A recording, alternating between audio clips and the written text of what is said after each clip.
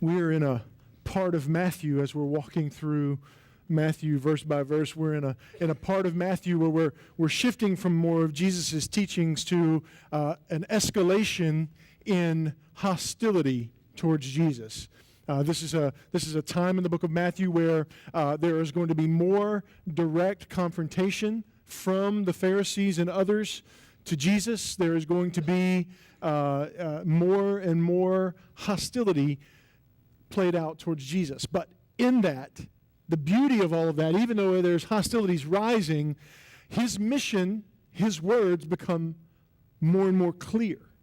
So in the rise of the hostility, we get to see more and more of Christ, more and more of why he is here, what he has done, who he is. We get to see all of these tremendous things about Jesus because of the confrontation that is coming towards Jesus. Today, we're going to look at a confrontation that revolves around the Sabbath.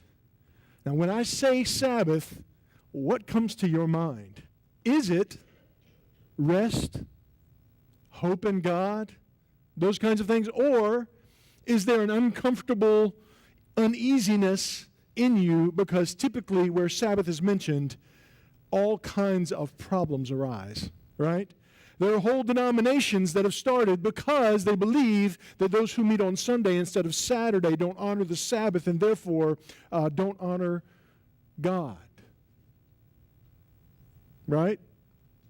There are those who would go on to say, all right, so you want to honor the Sabbath.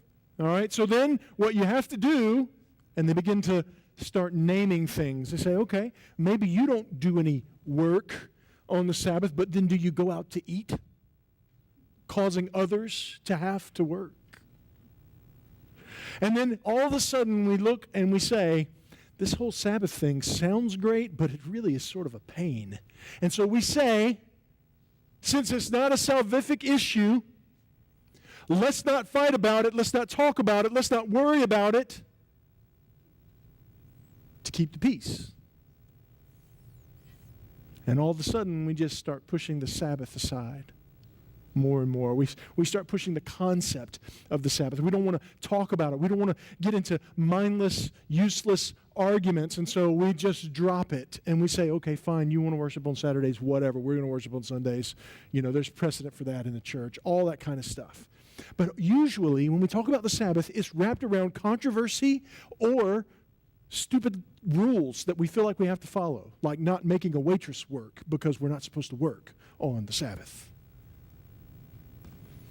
So what we experience today is really no different from what Jesus experienced when he was here. There's a huge problem that arises in Matthew chapter 12 regarding the Sabbath. Now, this is right in line with what Jesus has just claimed, something astounding that we looked at last week. And to see it, to kind of get a run-up into chapter 12, verses 1 through 8, I want you to look back with me at chapter 11, verse 28 through 30. He says this, "Come to me, all who labor and are heavy laden, and I will give you rest. Take my yoke upon you and learn from me, for I am gentle and lowly in heart, and you will find rest for your souls. For my yoke is easy and my burden is light." This concept of rest is rooted in the concept of the Sabbath. And so what follows is interesting because Jesus made this claim, then walks a little ways, and somebody comes and attacks him on a Sabbath custom. Jesus has made a tremendous claim that rest, the fulfillment of rest, is found in him. If you come to him, he will give you rest. If you take on his yoke and his burden, you will find it light and easy. Because he is humble and lowly. So let's look at 12, 1 through 8. I want you to see what's going on here and how Jesus responds that helps us understand something about Jesus and the usefulness of the Sabbath. All right? It's chapter 12, verse 1. "At that time, Jesus went throughout the grain fields on the Sabbath. His disciples were hungry, and they began to pluck the heads of the grain and to eat. But when the Pharisees saw it, they said to him, "Look, your disciples are doing what is not lawful to do on the Sabbath." And he said to them, "Have you not read what David did when he was hungry and those who were with him? How he entered into the house of God and ate the bread of the presence, which is not lawful for him to eat, nor for those who are with him, but only for the priests? Or have you not read in the law how the Sabbath, or on the Sabbath, the priest in the temple profane the Sabbath and are guiltless? I tell you, something greater than the temple is here.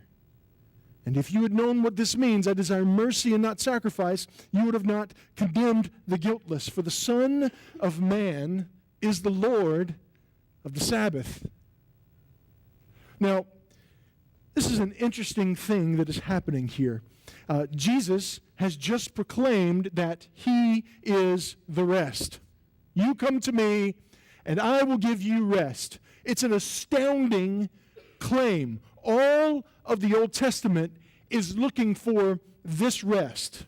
It's all wrapped up in the concept of the Sabbath. We're going to see that in just a moment. We're going to walk through a couple of passages in the Old Testament to help us understand the concept of the Sabbath and what it's for.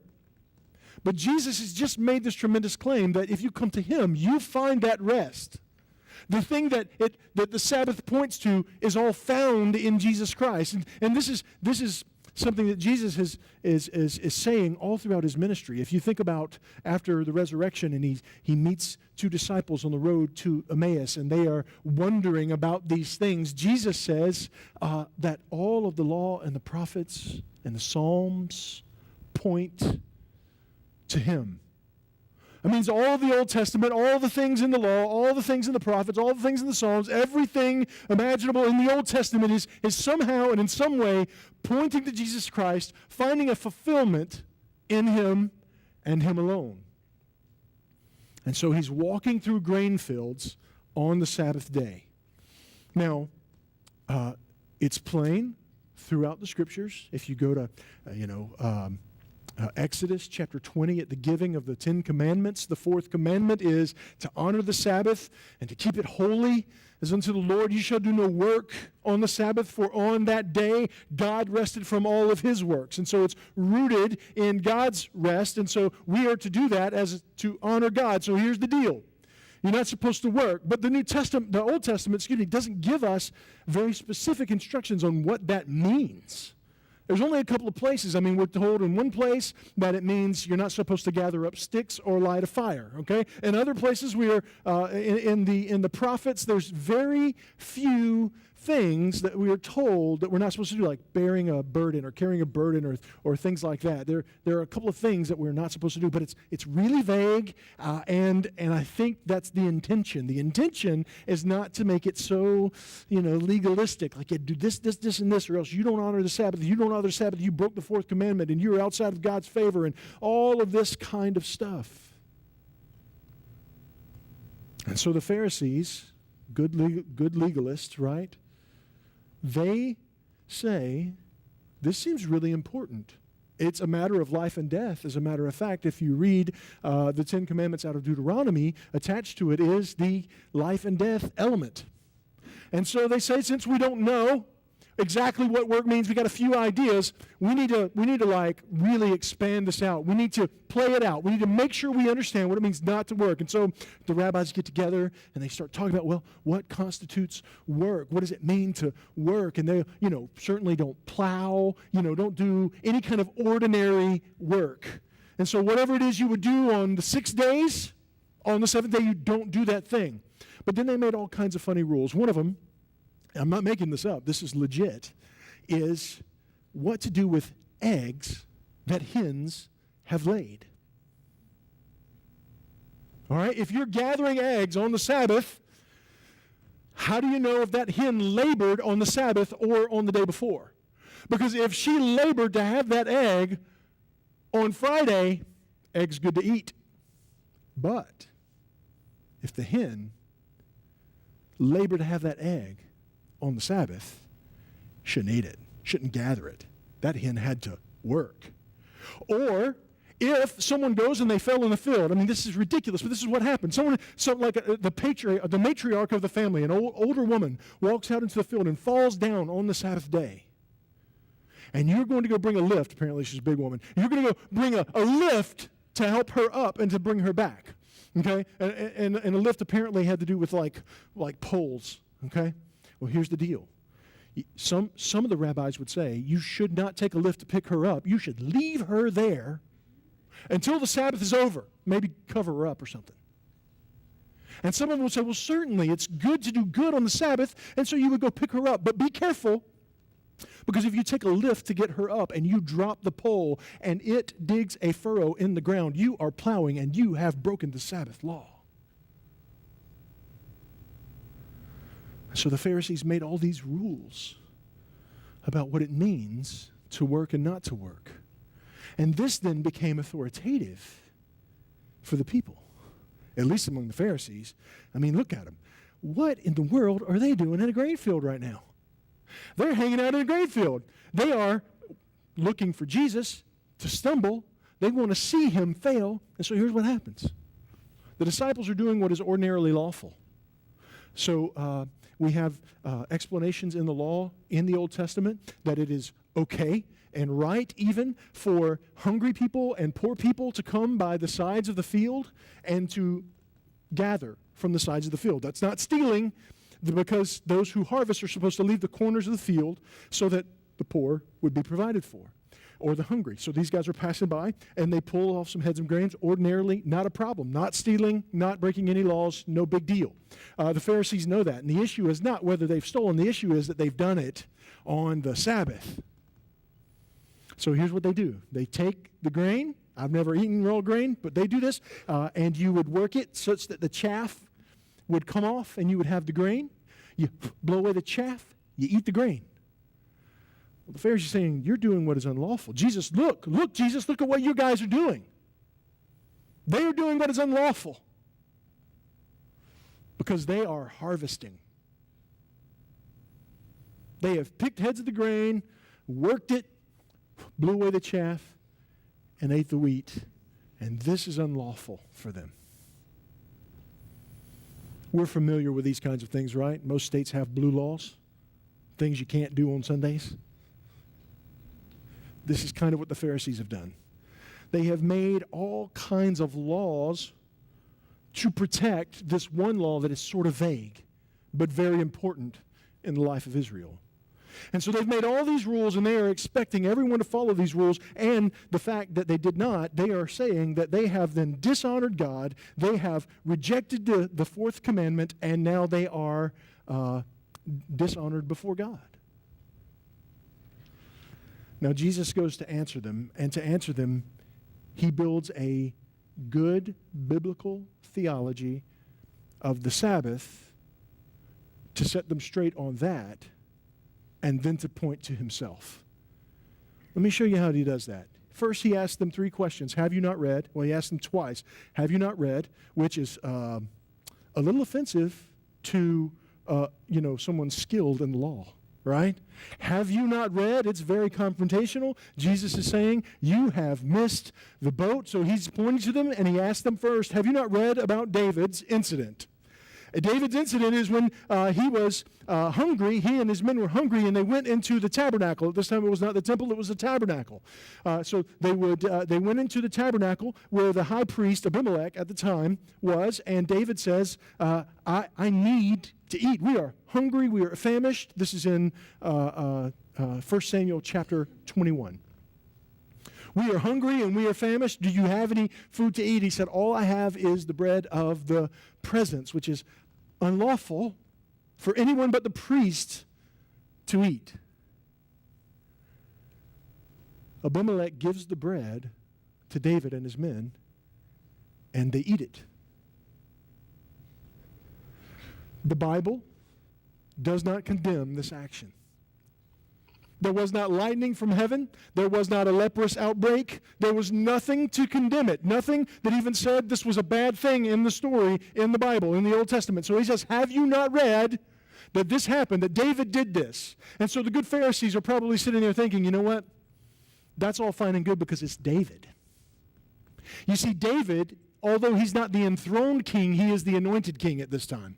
Saul still reigns over Israel, but the Lord's presence has passed from him and has been given to David. David now is the anointed king, but not yet enthroned. Abimelech, the high priest, recognizes the authority of David and the dire need that he and his men are in. And he gives them the bread of the presence. He does this without an attack of conscience. And so Jesus, in making his defense, points to the history of Israel. And he says, this happened, and no one thinks it's a bad thing. But the Pharisees are probably thinking, at least they ought to be thinking, but that's the anointed king. Are you saying, Jesus, that you're equal to David? That's exactly what Jesus is saying. Only more. He's not just equal to David, he's greater than David. He's David's greater son. He's making this huge claim. But first, he's showing legal precedent. This has happened before, and here's what he's saying basically, okay? In the temple, in the tabernacle, this bread of the presence was given to David because the need of mercy trumped tabernacle law. The need of mercy. In other words, mercy is a greater law, a greater concern at the heart of God than the cultic regulations of the tabernacle. And so when these two things run in together, then it was right for Abimelech to give the bread of the presence to David and his men. This was not to be made a practice of, certainly. This was not, anytime we see someone with a need, we ought to stop all the rules, break all the rules, and all those kinds of things. But two things come together here, the authority of David and the great need that he's in. And it was right for Abimelech to give him the bread of the presence. So he makes this wild claim that he is greater than David, or at least on par with David. The Pharisees would not miss this. And I'm sure their blood is beginning to boil, but Jesus isn't done yet. He's going to make it boil a little more first. Verse 4 says, and how he entered the house of God and ate the bread of the presence, which was not lawful for him to eat, nor for those with him, but only of the priest. And then he says, or have you not read in the law how on the Sabbath the priests in the temple profane the Sabbath and are guiltless? Remember when I told you that in the law there are just a very few things that tell us what you can't do on the Sabbath? One of those is gathering sticks and starting a fire. Yet, in Numbers 28, 9 and 10, the priests are commanded to do this on the Sabbath. They are to make the ritual sacrifices. They are to do the normal things. And it's doubled up on the Sabbath. They need to make extra sacrifices for the purification of the people. And so what he's saying is, have you not read that in the temple the priests profane the Sabbath and they are held guiltless? Again, the Pharisees would be thinking, yeah, but those are the priests. Are you saying you're equal to the priest or the priesthood for that matter? Indeed, Jesus is saying that, and even greater. So these priests break the law, the fourth commandment,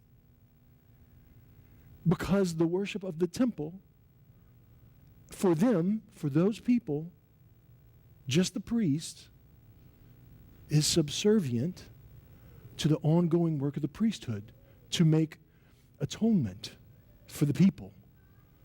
Do you see that? You see, so he's making this argument, and he says, okay, if these priests break the law of the Sabbath, break the law of the temple, in the temple, and then David goes into the temple and gets this bread of the presence. He's making this argument that there are that these things are not complete. So he's saying David, in his great authority, was able to overlook the law and it was right for him to do it. And then, in the temple, these guys are told, these priests are told that they are supposed to break the law. They are set apart. They're different. They're supposed to break the law in order to continue to do these things that God has set out for them to do. This takes a greater priority over this. And so Jesus is building a case here, a very important case. And all of these things are pointing to the greatness of Jesus. They're pointing to the fact that he is saying that the priesthood is not the fulfillment of what God has for his people. They're pointing to the tabernacle and the temple not being the fulfillment of what God has for his people. And he's saying, and they're getting it, that I am greater than the priesthood and I am greater than David. But then he takes it a step further and he says, for I tell you, greater than the temple is here. I tell you, something greater than the temple is here. So the argument is not just the priesthood, right? The priesthood are breaking these laws in order to keep God's laws in the temple. But Jesus doesn't say, I'm just greater than the priesthood. He said, I'm greater than the whole shebang, greater than the temple. So even though the temple laws allow the priest to break the Sabbath, I am greater than the temple. Do you see that? Jesus, in his way, is showing that all of the Old Testament points to him. None of the Old Testament would be perfect. Now, I want you to consider something for a moment. For these Pharisees, the idea of the temple is that it is in the perfect order in which God desires it to be. There were very specific instructions about how to set up the tabernacle in the temple. Do you remember these things? Specific dimensions, how to sew it, what materials to use, how to block off this holy place from a more holy place, from the holiest place. Everything has its place and has its due. You've got utensils that are sanctified. You've got altars that are sanctified. You've got tables that are sanctified. Everything is in order according to God. That's what the Pharisees are thinking of the temple. And Jesus is saying, but the temple is not sufficient.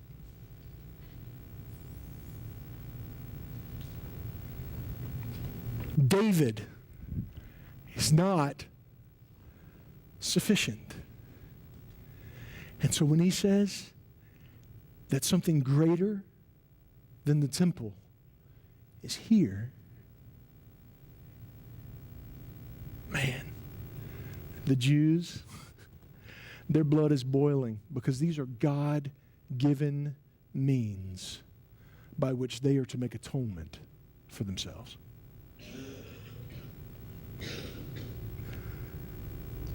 Verse 7. And if you had known what this means, again he says, and have you read? And if you had known what this means, he goes to Hosea 6:6, one of his favorite passages. He's mentioned it earlier before. He says, I desire mercy and not sacrifice. You are not condemned the guiltless, for the Son of Man is the Lord of the Sabbath. So then he comes to the aid of his disciples and he says, if you had known what it means that I desire mercy and not sacrifice. In Hosea 6:6, this is in the context of the Jewish people performing all the right rules, but their hearts being far from God because they are a merciless, unjust people. So Jesus is bringing it down on the level, and he says, if you understood that I desire mercy more than sacrifice, then you would have not condemned these people. In other words, your whole idea of the Old Testament, your whole idea of the law, and certainly your idea of the Sabbath is wrong-headed. It's absolutely wrong.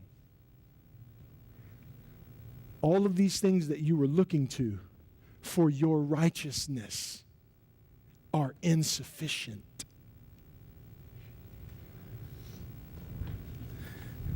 So basically he says, keeping the Sabbath, perfectly obeying all of the laws, temple sacrifice are not sufficient for salvation. They are not sufficient for you to wash away your sin. In other words, there's nothing you can do.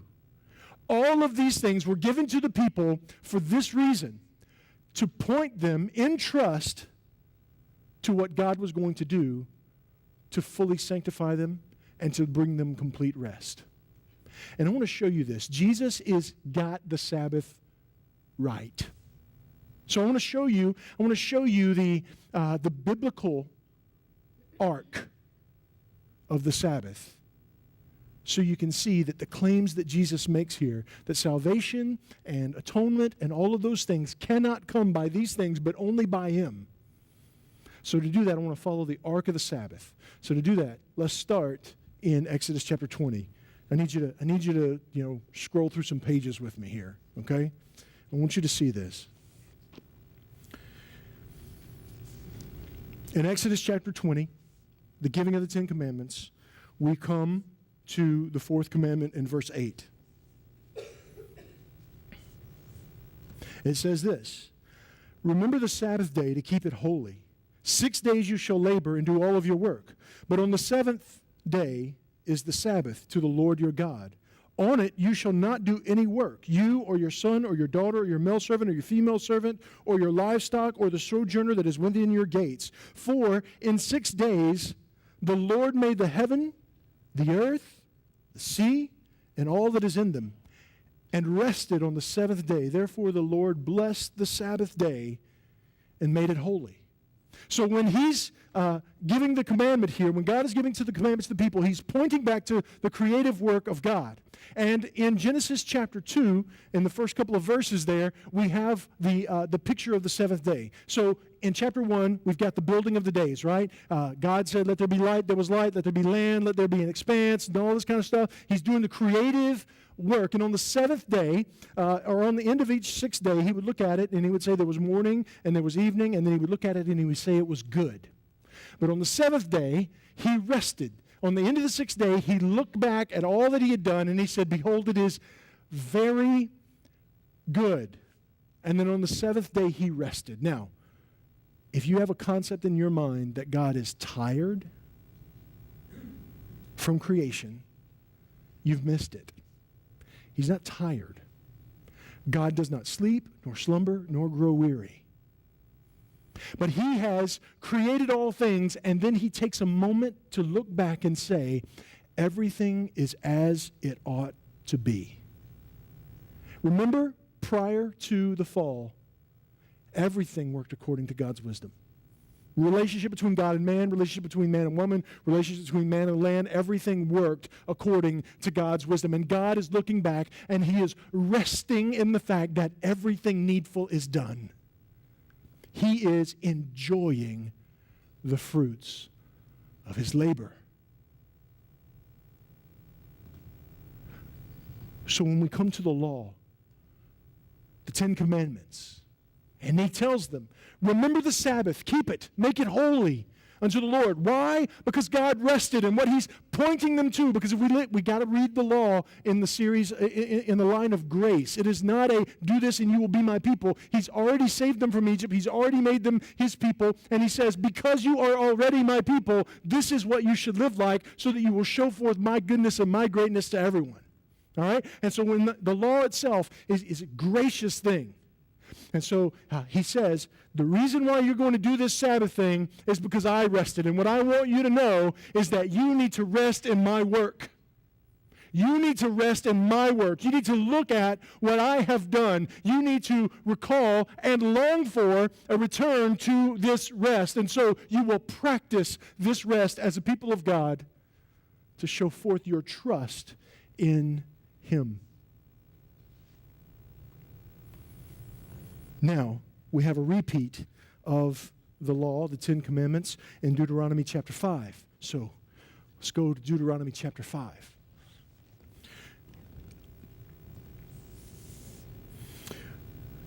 The fourth commandment is given to us, chapter 5, verse 12. Look at what it says, listen for differences. Look at what it says, listen for differences. Observe the Sabbath day to keep it holy, as the Lord your God commanded you. 6 days you shall labor and do all your work, but on the seventh day is the Sabbath to the Lord your God. On it you shall not do any work, you or your son or your daughter, the male servant or the female servant, your ox or your donkey, or any of your livestock, or the sojourner that is within your gates, that your male servant and female servants may rest as well as you. You shall remember that you were a slave in the land of Egypt. And the Lord your God brought you out of there with a mighty hand and an outstretched arm. Therefore the Lord your God commanded you to keep the Sabbath. Now he goes and he ties it to the great Exodus. Exodus is something that is looked back to all throughout Scripture as God's salvific work for his people, right? He broke the bonds of slavery. He brought them out by mighty works. They could not do it on their own. He did everything for them, sending the plagues, taking them across the sea, keeping them safe in the wilderness, all this kind of stuff. Bringing them out of Egypt was a work of God, not a work of their own. And he says, you are to remember this. Now, there is something that you have to see here.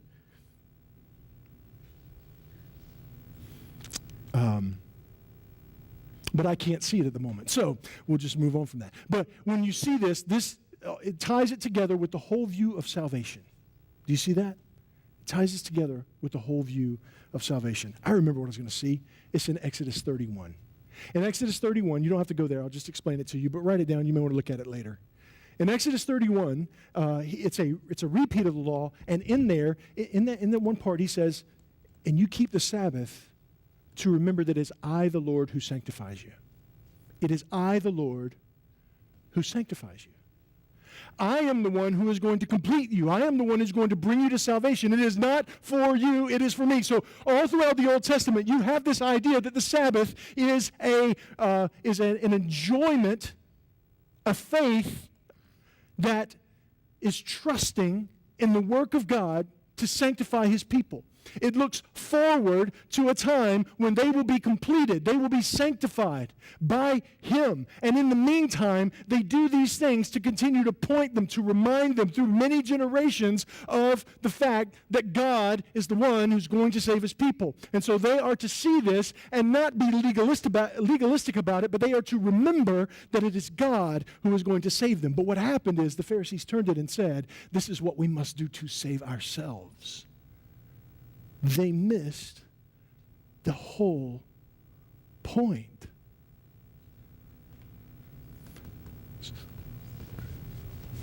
So Jesus makes this claim in Matthew chapter 12, an astounding claim that he is the Lord of the Sabbath.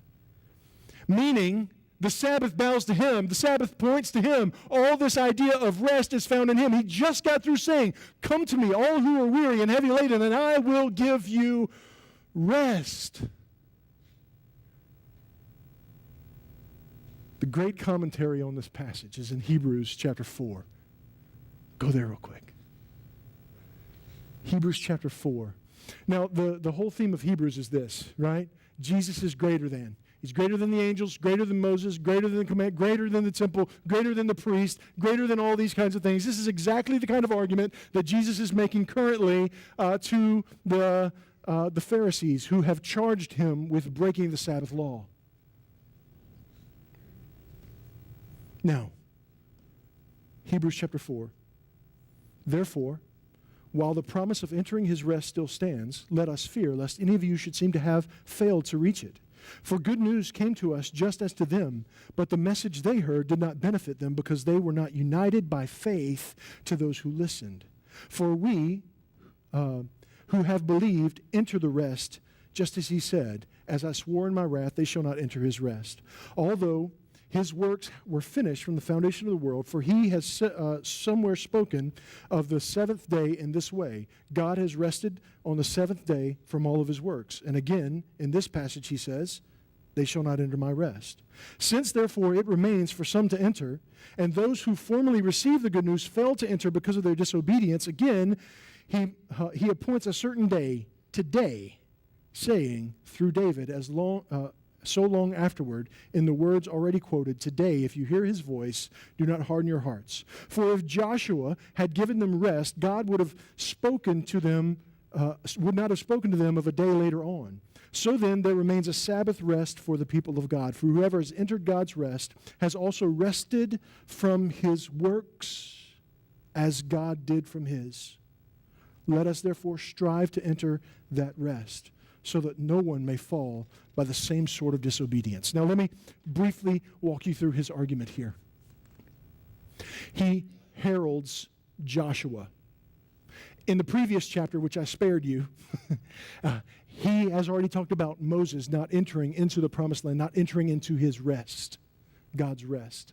Right? God had made promises to his people, and they were supposed to enter into rest, but they failed to get there because it was not united with faith. So even though Joshua was the one to bring the people into the promised land, the rest, right? He was supposed to bring him into the rest. If they would have received God's rest by entering into the promised land, then there wouldn't be no need to talk of a further day of rest. In other words, Joshua did bring them into the promised land, but they came in through disobedience. They did not achieve the rest that God intended. The people of Israel getting into the promised land did not achieve the rest that God intended for his people because they did it apart from faith. And so he says, they shall not, I swear they shall not enter into my rest. He says, now if Joshua did not bring in that rest, who brought the people into the promised land, then there still remains a Sabbath rest for God's people. We still need to be concerned in this regard about the Sabbath. And so he says, let's enter into it today. Let's enter into it today. And how is that? By resting from our works in the same way that God rested from his. This passage is about the superiority of Jesus over the Sabbath. What this means is it's not a cessation of work like you stop doing your job and you rest. That's not the point. It might be good for your body, might be good in all kinds of ways, but that's not the point. The reason that we stop working and stop doing all those things is to show our faith and trust in God and what he's doing, not to earn his favor. And so what he says then is, the way we enter that rest is by ceasing from our works and trusting in the work of Jesus Christ.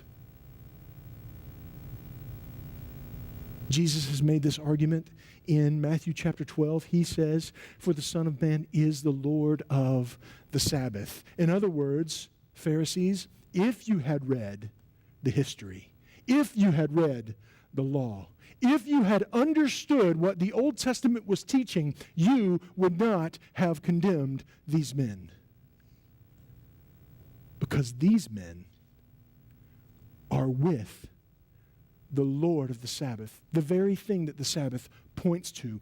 The rest is found in this man. So when he says, come to me, all you who are weary and heavy laden, and I will give you rest, he doesn't mean that I will make you stop working. He means that I will make you right with God. Because if you remember, in Hebrews chapter 12, he ties it back to God's resting on the seventh day, because everything needful had been done. The point is this: in Christ, everything needful for God's people to have his rest has been accomplished. His sacrifice, his atonement, his life, death, burial, and resurrection is everything needful. And so now, all those who enter into his rest do so by a cessation of works righteousness. We stop working and we trust. We trust what God is doing through Jesus Christ. That rest is available for God's people today. That's why he says today is the day. Again, the point is not to stop working. The point is to stop working in self-righteousness for the rest of God. So here's the deal. Think about it for a moment. We read this in Psalm chapter 1, right? Those who submit to the Lord, those who follow his ways, they are like trees planted in the stream. They produce fruit. This is a passive thing. God is causing them to be fruitful. They are right where they need to be. They are in God's wisdom, doing God's work, and God is blessing them. But those who reject it are like chaff for the fire.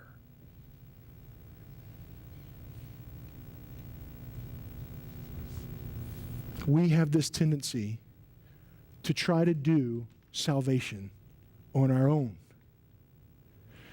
We trust in praying, being good people, regularly reading our Bibles, going to church, all of these kinds of things. These are the kinds of things we trust in to gauge whether or not we are right with God. And the point Jesus is making, he's looking at the Pharisees who are saying strict legal adherence is the only way to honor God, and he is saying you have missed the point. The way to honor God is to enter into his rest through faith in the one through whom the Sabbath day has been pointing to all along, and that is Christ. He is the fulfillment of the Sabbath. And if we are to enter his rest, we enter by faith in him alone, nothing else. So, let me ask you something. Have you had a Pharisaical view, not just of the Sabbath, but the fulfillment of the Sabbath? Have you had a Pharisaical view of what it means to rest in God? Do you primarily only see that as taking a nap? You've missed the point. Rest in God does not mean a cessation of work. It means that you are made right with him. Everything needful is done for your eternal salvation. To be with him forever. Let's not be Pharisees. Let's not miss the point. Let's not say all kinds of religious and right things, but miss the whole point. The whole point is Jesus Christ. Pause for a moment and think how great Jesus is.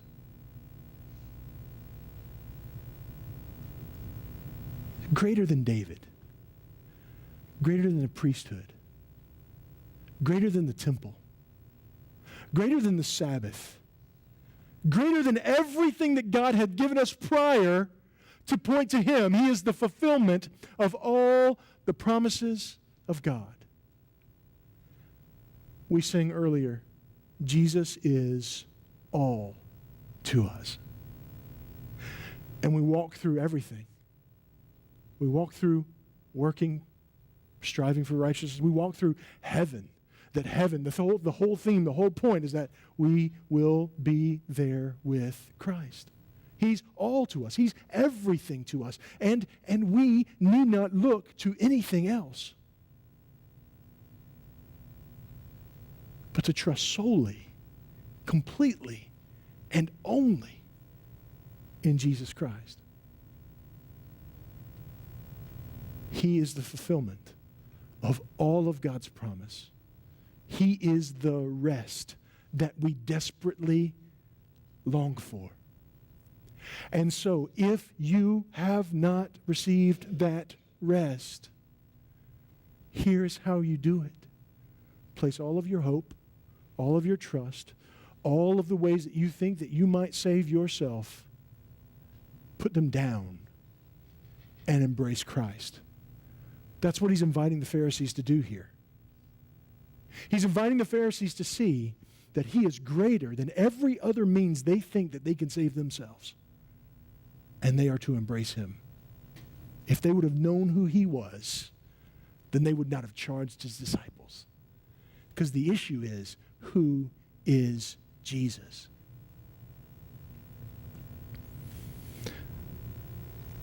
This has a lot of benefit for everyone. For those of you who are relentlessly striving, thinking you're never matching up, thinking that God is dishonored with you because of all the ways that you do not fulfill what everyone else thinks you ought to do in order to be saved. The Bible teaches us there is only one thing needful: to trust in Jesus Christ through faith.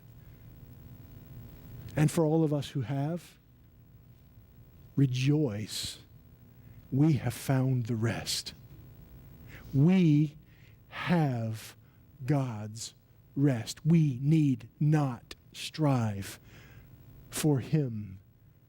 We need not strive to make him happy with us. He is not an overlord. That's what he said, right? Come to me, all who are weary and heavy laden, and I will give you rest, and you will find when you come to me that I am gentle and lowly in spirit.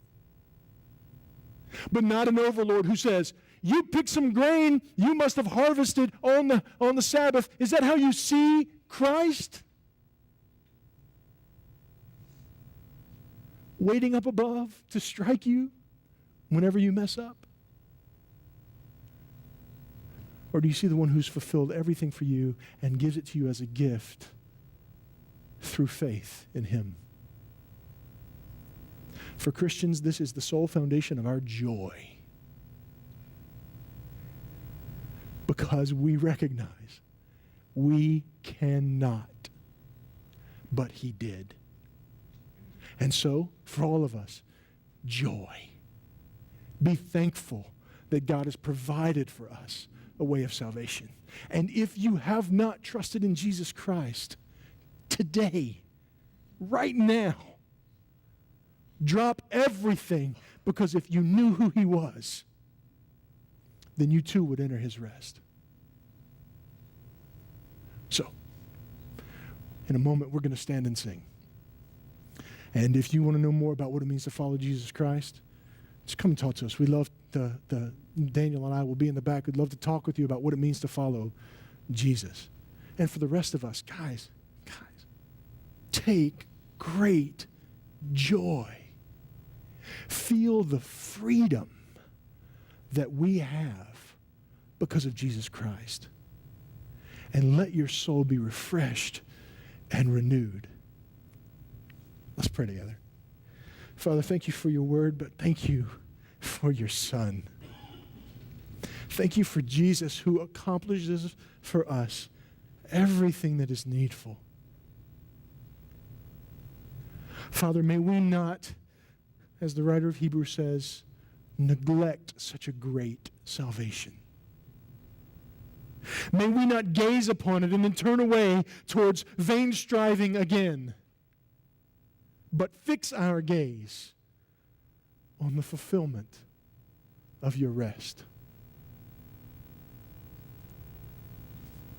So, Father, come and work among us. By your Spirit, convict, convert, have your way. Father, cause joy to well up in us as we consider what and who Jesus is. Father, thank you for your salvation. We love you and we trust you. It's in Jesus' name we pray. Amen.